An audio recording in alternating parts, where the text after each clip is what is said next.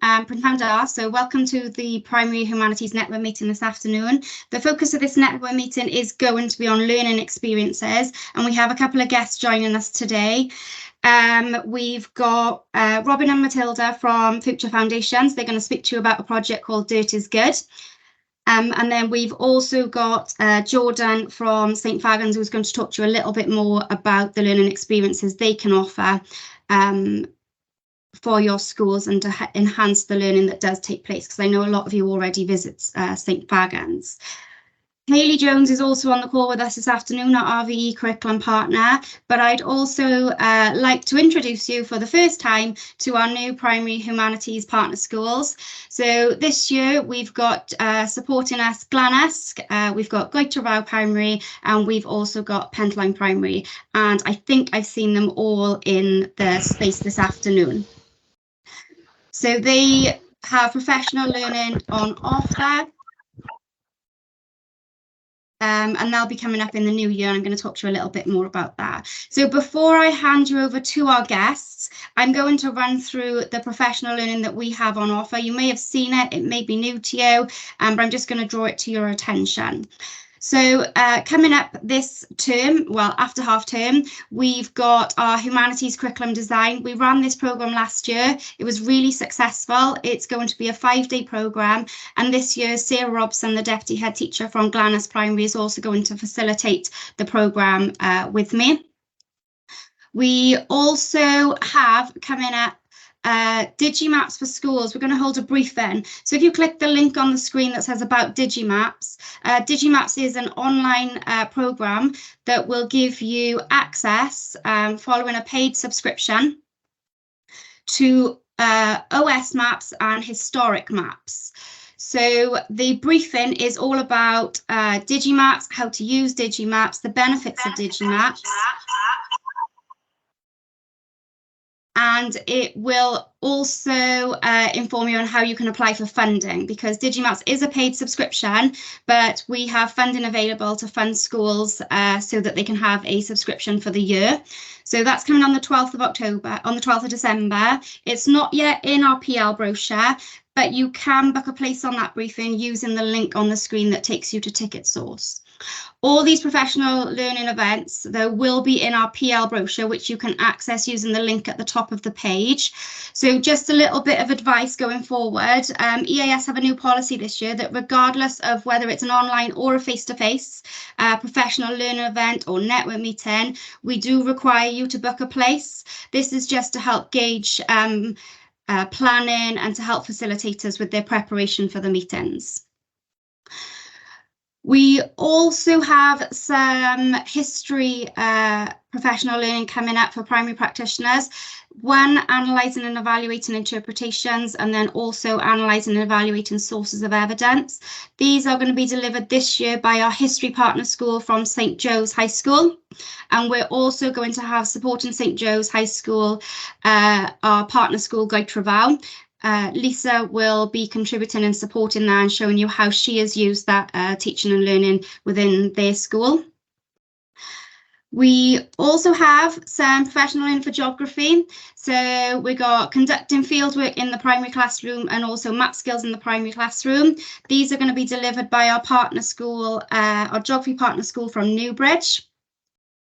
These events are going to be later in the spring, particularly the geographical fieldwork, because nobody really likes doing geographical fieldwork outside in the rain and the wind and the really cold weather. So fingers crossed for the warmer weather in the spring for that one.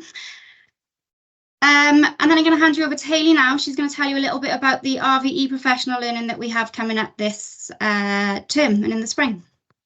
Thank you, Bridie. Yeah, so we have our collective worship conversations continuing. So if you want to book a place on them, there's one every term-ish, just to talk about collective worship and what this might look like in your school and setting. We also have the Inspiring Pedagogy in RVE professional learning running. This is with Lap Blaylock from RE Today. It was very successful last year, last December, I think we ran it. So we rerun it again this year. It will be different from last year. We're going to look at progression in this one, hopefully, and we've split it into primary and secondary. So the first date on the 28th is specifically for primary school practitioners, and then the second date is for secondary school practitioners. So if anybody can come along to that, then please do. That would be great. Thank you, Bridie. Thanks, Hayley. What I perhaps should have said at the start as well is if you click the images on the screen, it should take you to a booking link directly to Ticket Source for each of the events, so you don't have to go scrolling through the PL brochure. Thank you very much, though, Hales. So we also, along with the other humanities partners from across Wales, this year we are rerunning the Regional Humanities Network. So the first sessions are in November on the 27th. There's one session in the morning and there's also a session in the afternoon. The meeting links for those sessions, they're going to be conducted in both English and Welsh. So if you'd like the meeting links to add them to your calendar, you click the link on the screen and you go to page 7 of the cross-regional professional learning brochure. You should be able to access the meeting links for those events. And then just one final event to for your diaries really is the network meeting now in the spring. We will have another primary network meeting in the summer, but there is a follow-up one now after Christmas. And again, we will require you to book a place on all our network meetings. So if you click the image on the screen, it should take you directly to Ticket Source to book a place on the next network meeting. Are there any questions about any of that PL? I know it's a very whistle-stop tour. I've run through it very fast because I'm conscious that there are more exciting things to come in this meeting. But yeah, open to the floor for any questions regarding any of those PL events.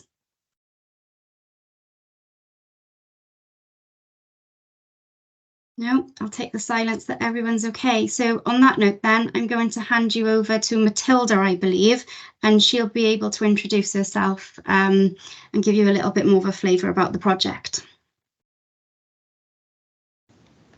Fantastic. Thank you so much, Bridie. It's really fantastic to be here and to meet you all today. I'll just check that I've got access to the slides.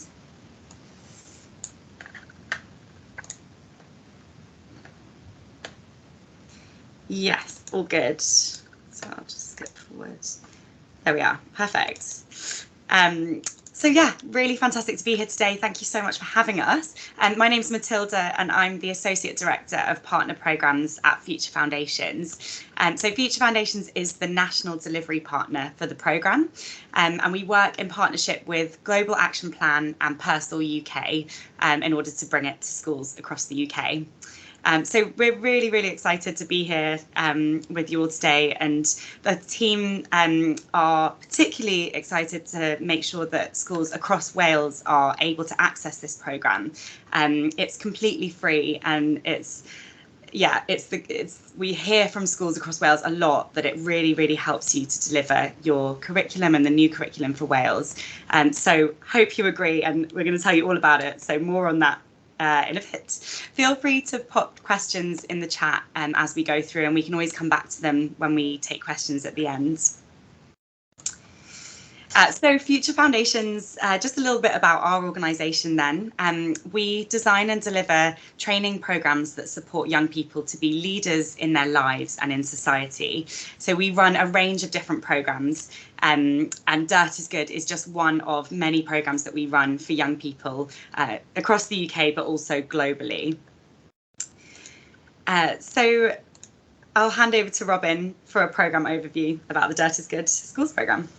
Thanks, Matilda. Hi, everyone. Nice to meet you. As Matilda said, my name's Robin. I'm the school engagement manager for the programme. So any contact going forward, if you take part in the programme, any questions you have will mostly come through me. So it's nice to see you all this afternoon. So the Dirt is Good schools programme is an award-winning free programme. It empowers students to unite in compassion and take action on social and environmental causes that they really care about.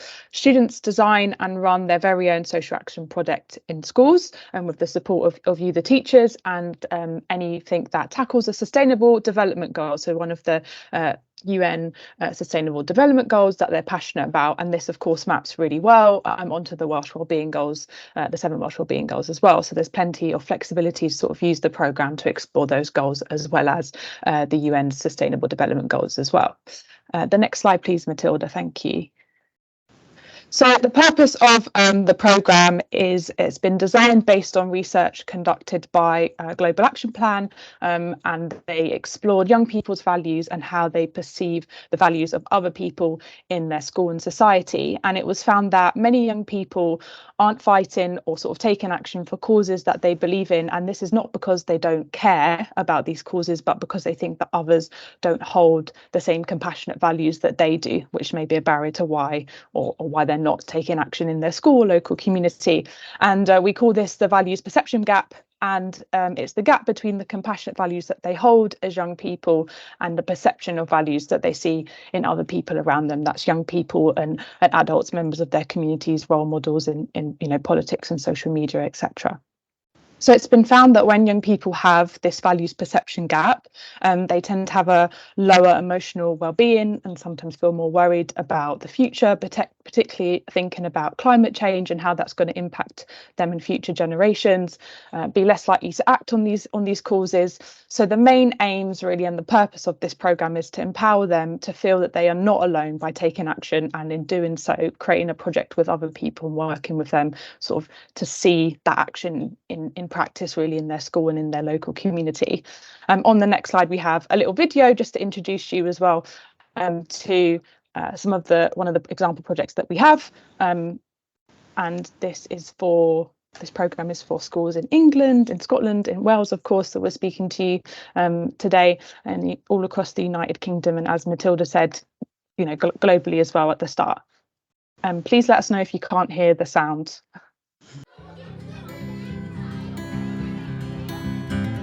We have ocean pollution, littering. It's really bad for the environment. We've chosen an amazing animal workshop. We're really just trying to help the animals living in bad conditions. Our project is Stop, Shop and Swap. We basically get clothes and then sell them for free. I can help everyone get de-stressed by making a sensory room. I've taken a step back and let them do it to feel that they can give back and make a difference to the world. It's huge for them. I wasn't good at writing, but now when I wrote the leaflets, I actually became more confident. If you recycle and you follow the good rules, this world can be a better place. This is good!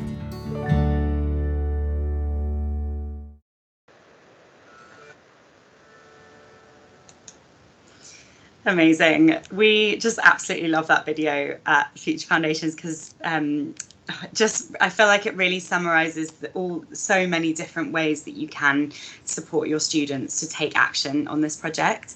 And all those different projects were very varied, and there really is no limit to what your students might decide to take action towards if you are kind of taking part in this project. And I just wanted to jump back one slide just to say that we're really proud of these numbers, but we have over 1,700 schools in the UK who are already signed up, and we have over 20,000 students were getting stuck in last academic year. So yeah, we're just really proud of how many young people and how many schools have been taking up this project so far, and on a mission to grow that even further. So moving forward then, we wanted to take a moment to talk about the curriculum for Wales. Obviously, we're here with you all today. And we wanted to kind of highlight the fact that the programme has been, lots of schools have told us that the programme helps them to deliver the 4 purposes. And particularly kind of thinking about the integral skills that it takes to reach those 4 purposes. And so we wanted to just break down some of the ways that the programme can help you to do that. So as you're obviously, these will be very familiar to everyone on this call, but just thinking about creativity and innovation then. So the Dirt is Good project supports your students to design a social action project that could be connected to anything you might be studying in the curriculum, and it helps them to think creatively, to come up with solutions to global issues, but on a local level. So then thinking about planning and organising, the students are planning a project which links to the Sustainable Development Goals or the Welsh Wellbeing Goals, and they have to set goals and monitor their progress and then reflect on how well they've done at the end of it and any challenges or learnings. So really supporting that kind of planning and organising piece. In terms of personal effectiveness, this project is student-led. And it's very much about developing young people's communication skills and leadership skills, helping them to connect with their peers and also with members of the local community as well. And then finally, critical thinking and problem solving. So using, loads of problem solving skills to overcome challenges when they're planning their project, when they're coming up with their ideas and implementing it. I think, as we all know, any kind of project delivery involves lots of kind of hurdles to overcome, and we see this time and time again on the Dirt is Good schools programme. So just a couple of ideas then for how the project's been used in different schools. So there's a real cross-curricular element to this project, and we've had schools who've used it as part of geography to explore kind of a global topic they might be doing, and using this to help the students understand how that can connect to their local community.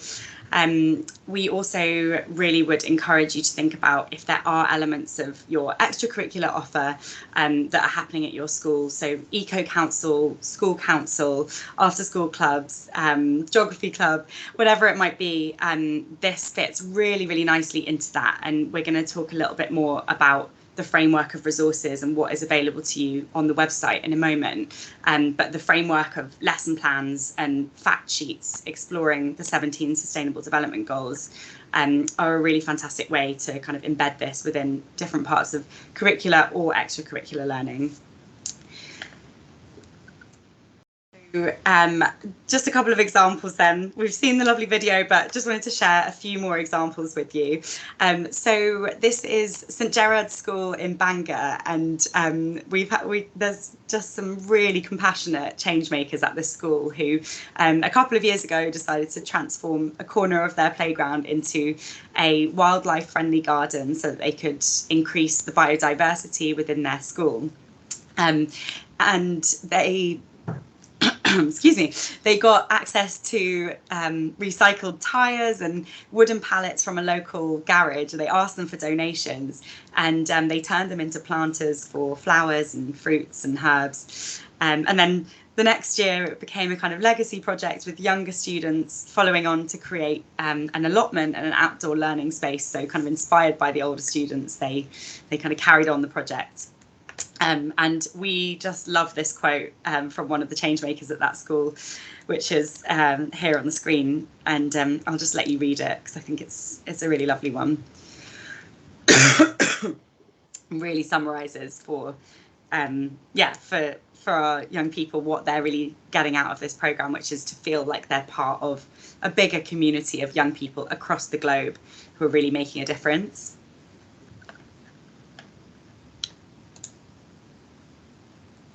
And over to you, Robin.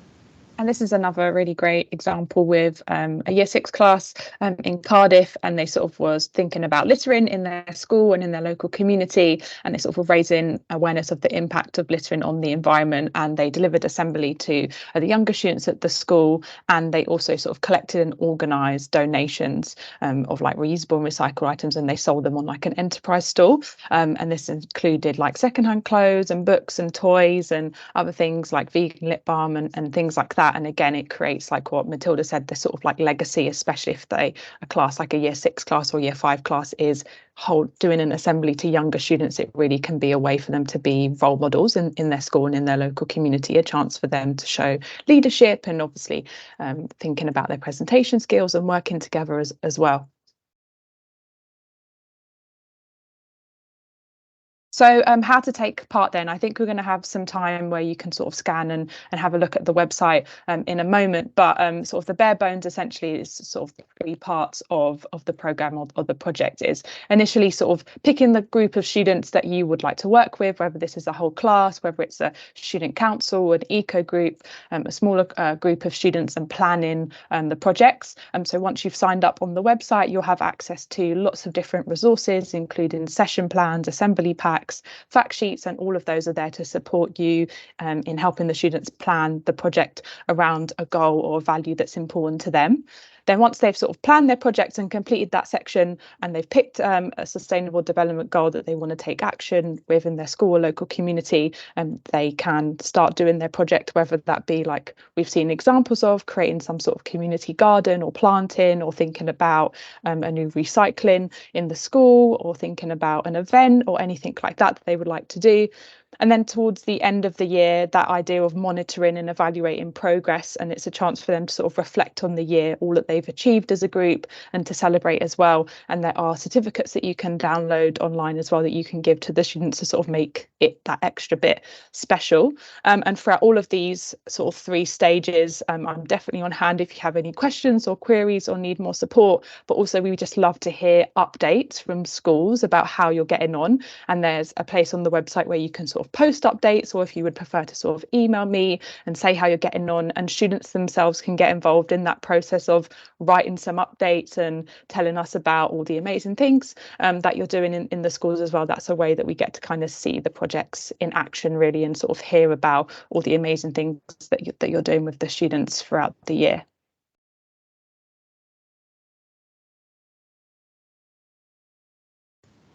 So I think at this point we were thinking that actually the most helpful thing would be to have a chance to explore the website and have a look at some of the different lesson plans on there. So we have 4 core lesson plans as part of the programme.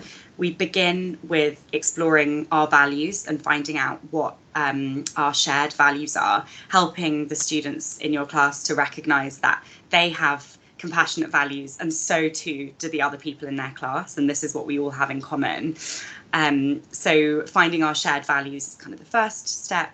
Then they move on to exploring the Sustainable Development Goals and what they mean. There are 17 fact sheets on there to be explored, and a lesson plan to help them to explore those. And then moving on, they start to think about which one of those they may want to take action towards, and then the final kind of lesson plan on there is to help them to plan their project, and there's like a great kind of planning template that will help them to do that.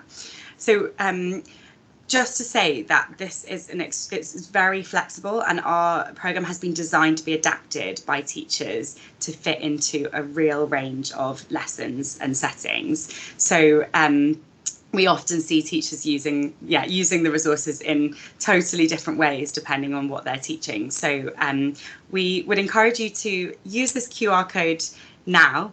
I think if we take 5 minutes for people to explore the website, have a look at what's on there, do feel free to put questions in the chat while you're exploring.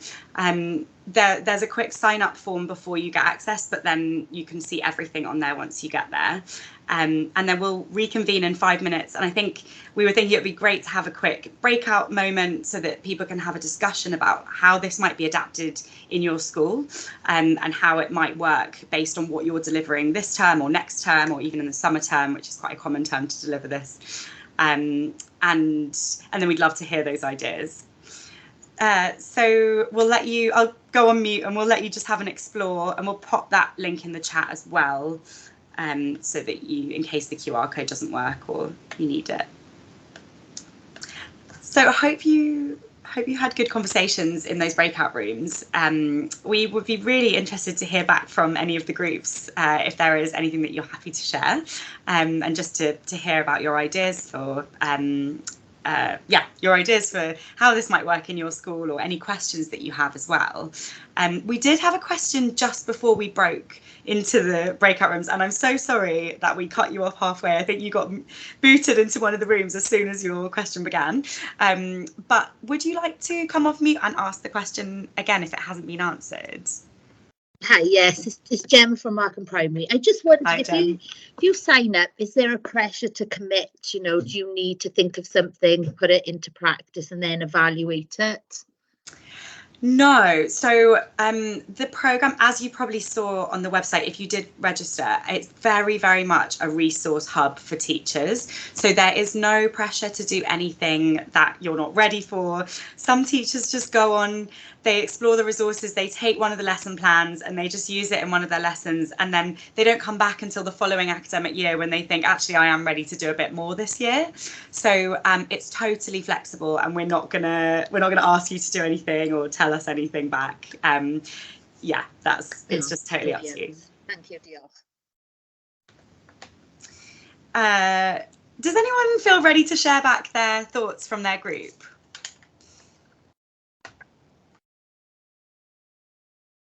Maybe if we do, oh yeah, someone's come off mute. Is that Ms. James? Yeah, hello, hi. Yeah, I think it's really lovely. I think it's great. I can really see how it will fit in with the 4 purposes. The website is lovely, lots of lovely ideas on there, and I can really see how we can use it in our school. I'll need to go back and have a chat to our SMT just to see whether we want to maybe start looking at it with our eco club first, or whether we maybe want to pick one year group to start it off with. But it's really lovely, and I can really see how it would fit in with the ethos of our school as well. So yes, great, thank you. Thank you so much for that feedback. I'm really glad to hear that. And yeah, lots of schools do either Eco Club or they choose a year group to embed it within. Yeah, that's great ideas. Thank you so much. Does anyone else want to add or comment?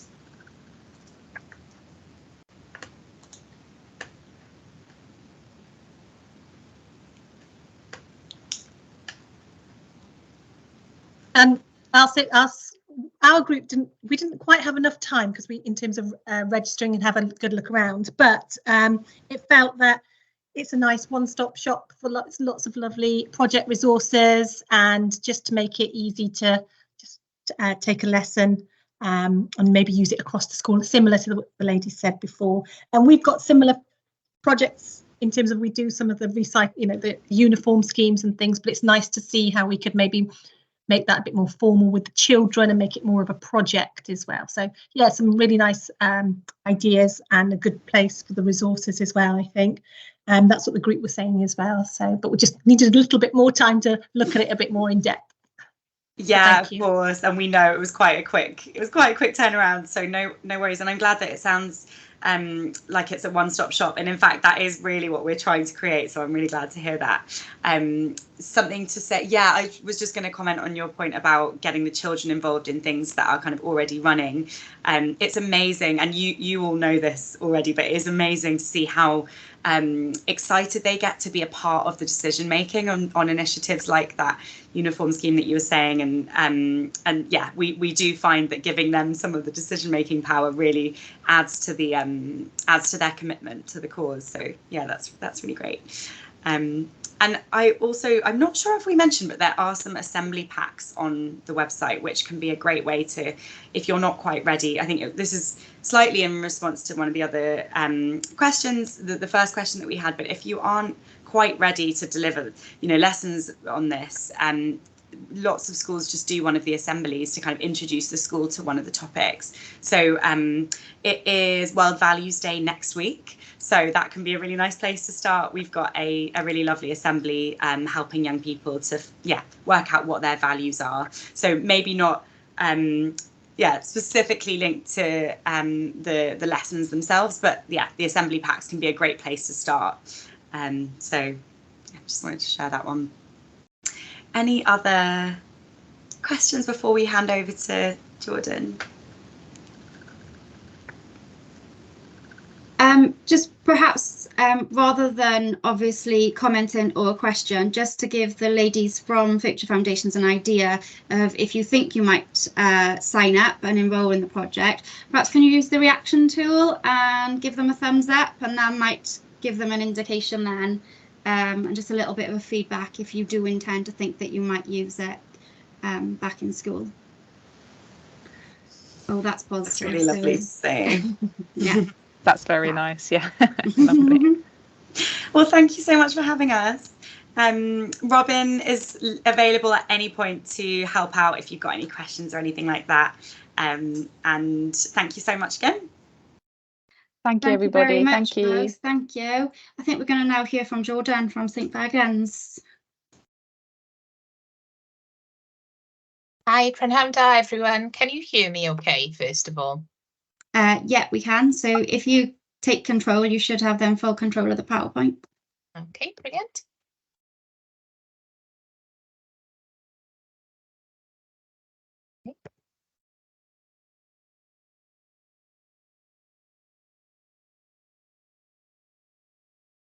There we go. Can everyone see that? Yeah, we can see it. Is it just my screen or is it a bit small?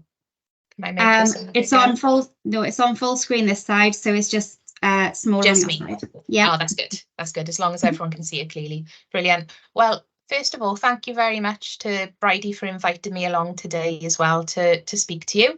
And thank you for giving your time as well to listen during, I know, what is a very busy term. So my name's Jordan. I work in Amgueddfa Cymru, Museum Wales. I'm going to give a bit of an overview of Amgueddfa Cymru and what that consists of, all of our different sites. And I'm going to specifically talk about the learning programme based at St Fagans National Museum of History. So my role there is to look after the formal learning programme. So I get the pleasure of collaborating with schools and colleagues across formal learning in Wales to make sure that our programme is responsive to the new curriculum, how the programme can kind of support those areas of learning, those progression steps, and help bolster the 4 big purposes then of what the curriculum is all about as well. So put a thumbs up if you have. Who's been to St Fagans before, just out of curiosity? Oh, brilliant. Great. So for those of you that have been before, then you're probably very familiar with some of the images on the screen of the buildings that we have. So St Fagans Museum of History is a museum that is telling the social history of Wales. And you can see here, I've got 4 examples of the buildings that we have. So we're a living history museum. You'll be able to visit just over 42 different buildings as part of a visit to St Fagans. And some of those buildings then consist of Kennigston, so the Red House. That is based on a rural farm. We have Reader Car cottages from Merthyr, which is very much kind of back in time experience, going through different periods of history and how domestic life have changed within industrial communities.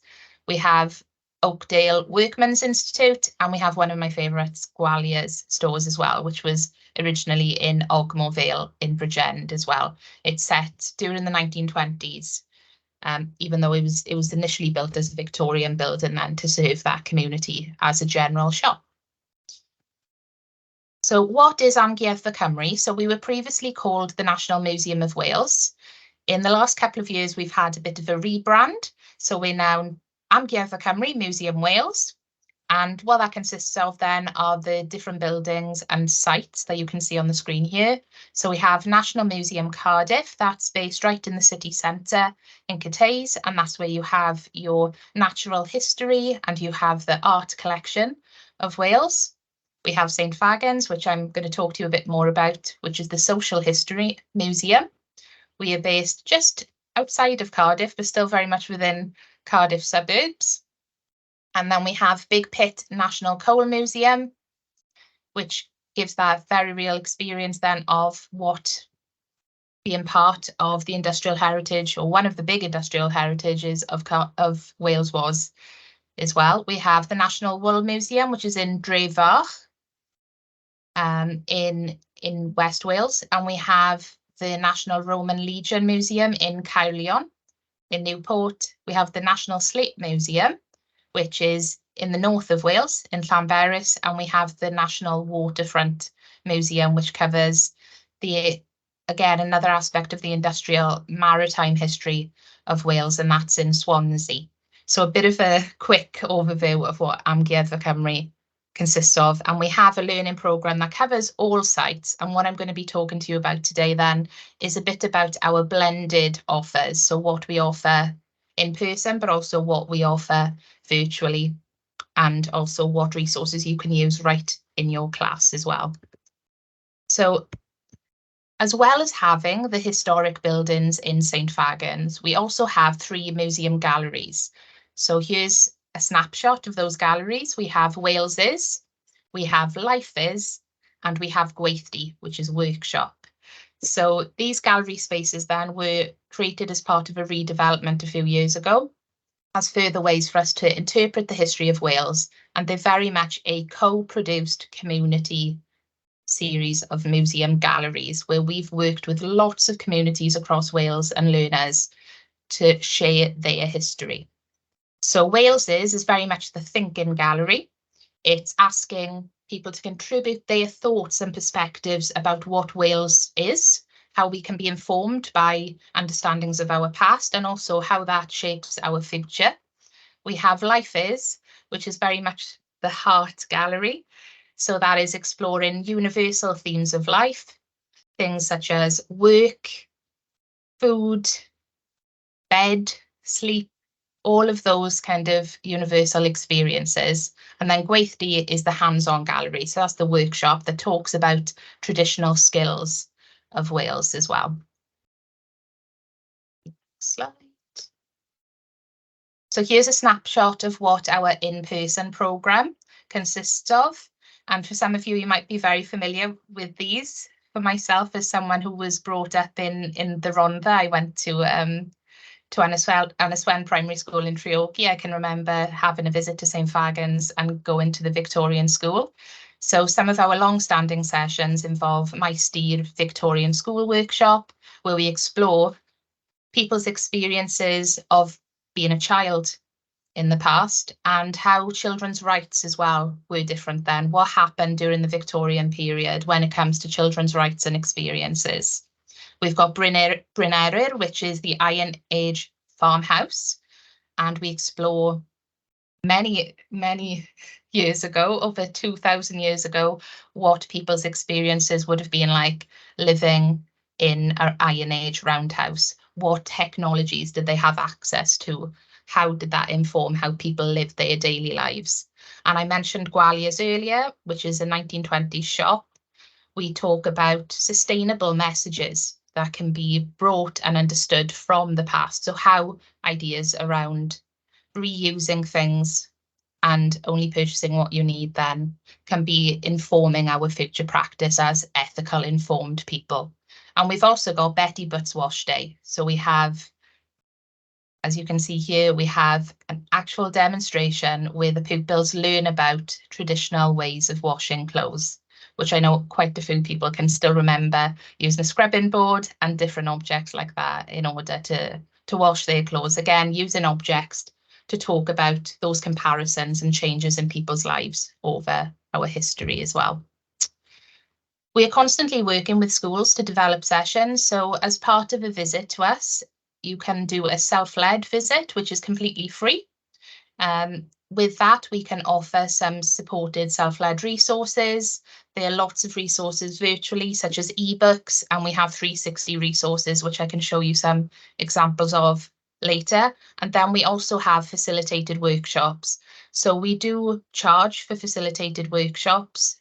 We charge half an hour is £40 plus VAT, and an hour-long workshop is £60. All of the information is on our website, so you don't need to be writing this down now. I've got all of the links kind of embedded in these slides for you to have later. So one of our latest workshops has been around Cynefin, key component, and the only Welsh word featured within the new curriculum for Wales. This was launched last November after a pilot period with initially progression step 3. And now it's become part of our ongoing offer for schools, and we're now developing that across all progression steps as well. So that uses the Wales's gallery that I mentioned earlier, where we explore different statements of Wales. So first of all, what is Cynefin? That idea, that sense of belonging. how it's individual and how that develops throughout your lives. And then we ask the learners to do a bit of evidence gathering using the objects and the stories in the gallery to explore statements, sometimes stereotypes, things around ideas of identity. And we ask them to discuss as a group. Do you agree or do you disagree with those statements? So, for example, do you agree that the Welsh language is important? Do you agree that Wales has had an active history of protest? Is coal mining the only type of work in Wales as well? All of these different themes then discussed around that idea of Cynefin. And at the end of this workshop, we ask them to be curators themselves and imagine they've got an empty display and it's their responsibility to fill that with stories and objects that say a story about their Cynefin, what is going to be in that display case. So that is the most recent workshop, and I'd love to be able to get some further discussions going with yourselves as well. So as well as our facilitated in-person offers, our self-led offers, as part of a visit to the museum, we also offer virtual visits where we can bring the museum into your classroom as well. So here's a little snapshot of the last couple of years when it comes to our running of virtual sessions. I'm very aware I'm only talking to you about St. Fagan's learning programme today, but when it comes to our virtual programme, that is across all of the different sites that I've mentioned as well. We also have virtual resources. So here's again just a snapshot of some of those resources. So we have ebooks that have been created with partners such as the National Library for Wales. One of the ebooks relates to protest and activism and explores the different ways that people have stood up for things that matter to them over the course of history as well. We have St. Fagan's Gallery learning resources, which we're in the process of redeveloping as well. So again, I'm looking for some further collaborations for us to do that, and again, would be open to anyone contacting me after this.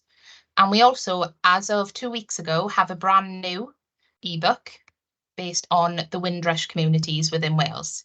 So this is newly launched. It was an ongoing 2-year project with the Bowtown African Caribbean elders within Cardiff. They shared brilliant oral history testimonies that have become part of the museum collection and worked very closely with the museum to share their stories and create a resource then that is available to download from the museum website as well, exploring those themes. So another resource that we've started working on is a resource around storytelling. So all of us have got stories to tell, and I'm a massive believer, someone who's very nerdy about heritage, that all of us have got really great stories to tell and objects help us tell those stories. We have Llys Llywelyn, which is a medieval prince's court that has been re-erected in St. Fagan's. And in the last few months, we have been running storytelling workshops in those spaces. I've got a little blurb on the screen there around how that workshop has been created around the Humanities AOLEs, but also then developing expressive arts themes. One of the projects we've been doing is with Barry Island Primary and Ysgol St. Barrack, where they've been developing a scheme of work looking at the design and technology principles of different buildings around St. Fagan's, including this one. And they've been developing then a tapestry, a series of different wall hangings based on what they've seen in Llys Llywelyn as part of their expressive arts topic, learning about traditional ways of telling stories, but also about the traditional processes and materials used as well. So we also have 360 renders of some of the different buildings within St. Fagan. So this is where I'm going to try and share my screen to see if I can get this 360 page to work. So where everyone sees my concentration face. Okay, bear with me.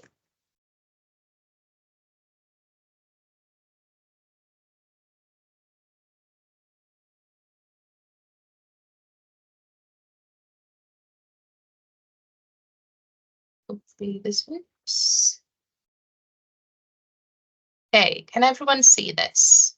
There should be the learning page on the museum website. Yeah, we can see that. Brilliant, thank you. So again, more than happy to talk to anyone about some of the things that I'm touching on today, but as I scroll down, you can see some of the resources that we have available. I'm hoping that this works without me having to change tabs. Has that changed to Explore 360? Yeah, we can see that now. We can see the post office. Brilliant. Okay, right. So Llys Llywelyn. There we go. So in the last couple of years, we've been working on 360 versions of the different buildings within St Fagans. And here's an example of one. And if you hover over the different blue dots, then it comes up with some further information about things like the objects, and you can also travel through the renders as well and pick what object or what part of the building you want to find out more about. So for example, if you wanted to look at one of the Mabinogion wall hangings here, then you can click on the blue dots and it will come up with further information and the story of Culhwch and Olwen. These are a resource that again are free to use, so you can access the 360s either prior to a visit or after.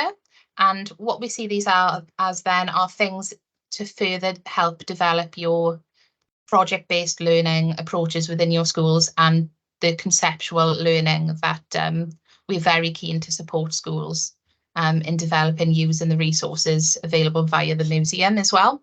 So if I just skim quickly again, you can see that we have quite a few different ones. So we've got My Steer School, Reedcar Cottages, Kenexton Farm, the Toll House, lots of different ones, and I can share these with you after as well. So I'm just going to go back to my slides.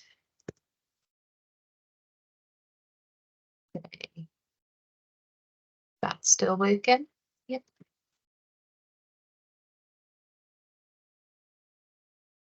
You might have to click present now, Jordan, because you're sharing your screen on PowerPoint Live. There we go.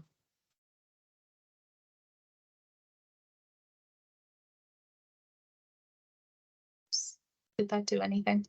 Yeah, you're back now. There we go. Okay, let me just quickly skim. There we go. So I've shown you just an example of the 360s. That was very much a bit of a quick overview of the learning programme in Amgueddfa Cymru, and also then some of the resources that we've developed. We very much are working on project bases with schools as well. So as well as trying to always develop what resources we can deliver, it's very much about collaboration. The new curriculum is in its second year, so we're really open to have conversations and see how we can work together as well. So I think this is a great point for me to just open up for any further questions. And if there's anything else you want me to kind of go through based on what I've spoken about, then I'd be more than happy to talk to you about that. Diolch yn fawr.